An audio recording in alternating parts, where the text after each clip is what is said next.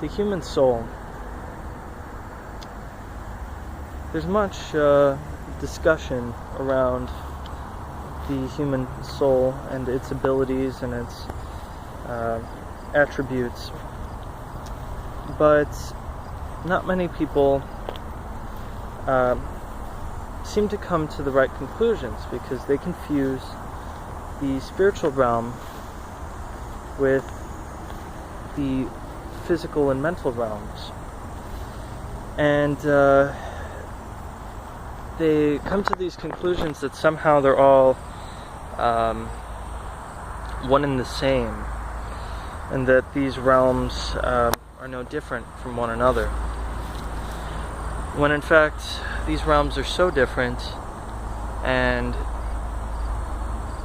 so strange that they can't possibly be explained by one another. But human language is so limited. We can't share thoughts and feelings correctly.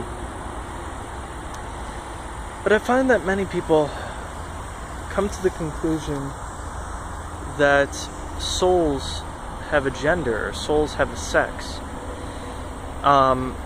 They all come to this conclusion that souls somehow have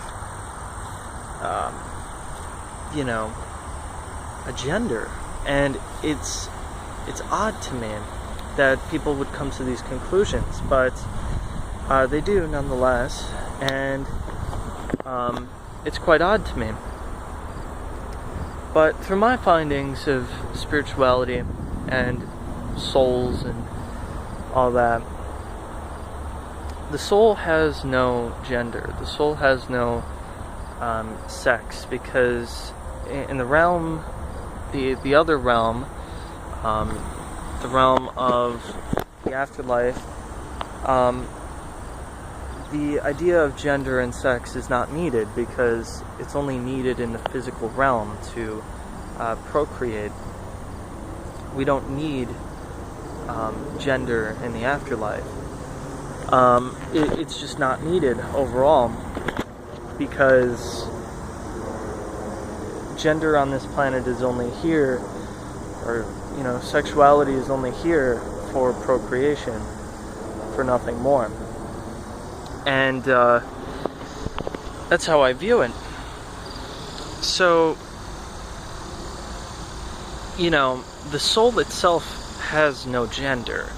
It has a masculinity and a femininity in it. And some souls have more masculinity over femininity. I can't even say that word. And some have vice versa. But no soul is in the form of a gender. It just presents itself that way, because that is the connotation we have on this planet. Just as, for example, Jesus, he clearly shows to us that soul has no gender, has no sexuality, because he's the purest form of the soul represented in the physical form. And he's a very asexual human being. He didn't have any sexual tendency. He actually saw us as equal, all of us as equal. And this is supposed to show you something in the Bible, that the soul itself is genderless, because we're all brothers and sisters. We're all equal. None of us have any more of a importance than each other. We're all extremely important, or not important at all, depending on how you look at it. But yeah.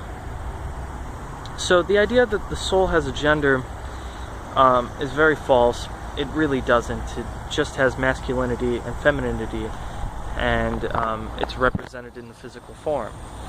And we could argue that the soul determines our gender identity, if you will, or our even sexuality. But ultimately, it's nothing more than hogwash. The soul is very genderless, and it has no gender. It's just represented that way because that's what we can understand in the physical form. So, for example, God is not a man. It's clearly stated that God is not a man. He's represented as a male because he's very masculine, and this is the representation that he appears before us as. He doesn't represent himself as a female because that's just the way he is. Just as Jesus really could have been a woman, but it didn't really matter what he was, because he didn't express his feelings towards other people on the sexual level, because he didn't think like that. He was pure. He didn't think about people as objects. He thought of them as people, as brothers and sisters, equally, and that no one was above him, no one was below him. And he even says this. He says that, you all are just as important as me. We're all in this together. That's basically what he was saying in the Bible. And I could go look up the quotes right now and show them to you. But that's basically what he was saying, that we're all equal here, that we're all together, and the soul is the same way. So, just wanted to clear that up for people.